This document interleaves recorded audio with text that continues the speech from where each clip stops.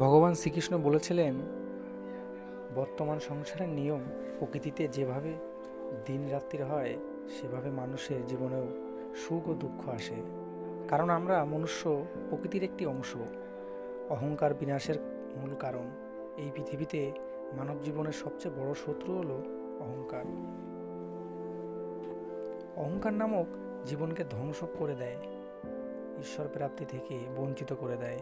অহংকার আপনার মহৎ কাজ বাধা উৎপন্ন করে। তাই অহংকার মানব জীবনকে ধ্বংস করার পূর্বে অহংকারকে ধ্বংস করে দেওয়া উচিত।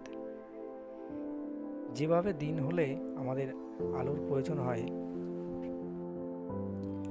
না, কিন্তু যখন রাত্রি নেমে আসে তখন আমাদের ঘর রাস্তা আলোকিত করার জন্য আলো জ্বালানোর প্রয়োজন হয়।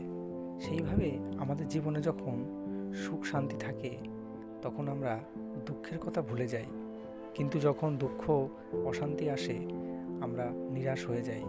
কিন্তু সেই দুঃখের সময় মনকে নিরাশ না করে শান্ত হয়ে সেই সমস্যা দূর করার পথ বের করা, নিরাশ না হয়ে আমাদের জীবনের সমস্যার কারণ খুঁজে বের করা দরকার।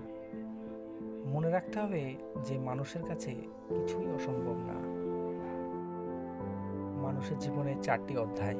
এই 4টি অধ্যায়ের 3টিতে মানুষ তার জীবনের যত দায়িত্ব পালন করে থাকে, শেষের দিকে যখন তার সব দাবি দায়িত্ব ইচ্ছা আকাঙ্ক্ষা কামনা বাসনা শেষ হয়ে যায় তখন সে নিজে থেকেই নিজেকে পরিচালনা করে ঈশ্বরের নিকট। এই জগৎ সংসার তার জানা হয়ে যায়।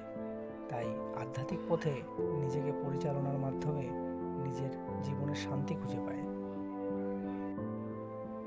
যে ব্যক্তির নিজের কর্মের প্রতি স্থির বিশ্বাস রয়েছে এবং যে ব্যক্তি নিজের কাজ নিয়ে সবসময় আত্মবিশ্বাসী, তাকে জীবনে সাফল্য পেতে কেউ আটকাতে পারবে না।